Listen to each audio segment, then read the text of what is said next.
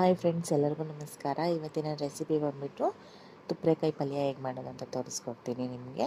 ತುಪ್ರೆಕಾಯಿ ತೊಗೊಂಡಿದ್ದೀನಿ, ಸಣ್ಣದಾಗಿ ಹೆಚ್ಚಿಟ್ಕೊಂಡಿದ್ದೀನಿ. ಟೊಮೆಟೊ, ಈರುಳ್ಳಿ, ಕರಿಬೇವು ಸೊಪ್ಪು ಹಾಗೂ ಖಾರದ ಪುಡಿ, ಚಿಕನ್ ಪೌಡರ್ ಹಾಗೆ ಸಾಸಿವೆನ ತೊಗೊಂಡಿದ್ದೀನಿ. ಇವಾಗ ಕುಕ್ಕರ್ನ ಕಾಯಕ್ಕೆ ಇಟ್ಕೊಂಡಿದ್ದೀನಿ. ಎಣ್ಣೆ ಹಾಕ್ಕೊಳ್ತಾ ಇದ್ದೀನಿ. ಸಾಸಿವೆ, ಕರಿಬೇವು ಸೊಪ್ಪು, ಈರುಳ್ಳಿನ ಹಾಕ್ಕೊಂಡು ಚೆನ್ನಾಗಿ ಫ್ರೈ ಮಾಡ್ಕೊಳ್ತಾ ಇದ್ದೀನಿ. ರುಚಿಗೆ ತಕ್ಕಷ್ಟು ಉಪ್ಪು ಹಾಕ್ಕೊಂಡಿದ್ದೀನಿ.